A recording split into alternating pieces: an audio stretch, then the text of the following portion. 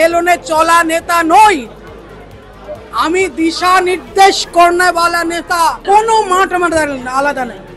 আমি 35 বছর ধরে একই মাঠে করছি। কখনো সিপিএম এর ধমকে করেছি, তাকে বুড়ো আঙুল দেখিয়েছি। 15 বছর ধরে তৃণমূলের ধমকিতে করছি, তাকে বুড়ো আঙুল দেখিয়েছি। কোনো আলাদা মাঠ নেই। গোটা পশ্চিমবঙ্গ আমাদের মাঠ, গোটা ভারতবর্ষ আমাদের মাঠ। আমি রাজ্যের নেত্রী ছিলাম।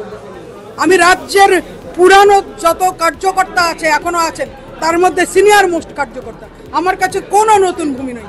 এই কলকাতার বুকে 8 বছর আমি সাংগঠনিক কাজ করেছি, চষে ফেলেছি। উত্তরবঙ্গে গড় ভাঙতে গেছিলাম, প্রিয় রঞ্জনের গড়, যেটাকে কংগ্রেসের গড় বলতো, সেই গড় ভাঙতে গেছিলাম। গড় ভাঙা হয়ে গেছে। এখন আমার সঙ্গে তো আমি লড়াই করব না, ওখানে যে কেউ দাঁড়ালে এখন জিতবে। আমি সেই জায়গায় তৈরি করে দিয়েছি, কাজ করে প্রমাণ রেখে।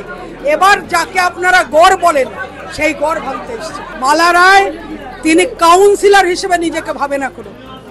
মালা রায় 88 নম্বর ওয়ার্ডের বাইরে যান না। মালা রায়ের 88 নম্বর ওয়ার্ডে ভেস্টেড ইন্টারেস্ট আছে, এখানে আমাকে সবাই জানিয়ে দিয়েছে। আমি সবকার হিসাব রাখি।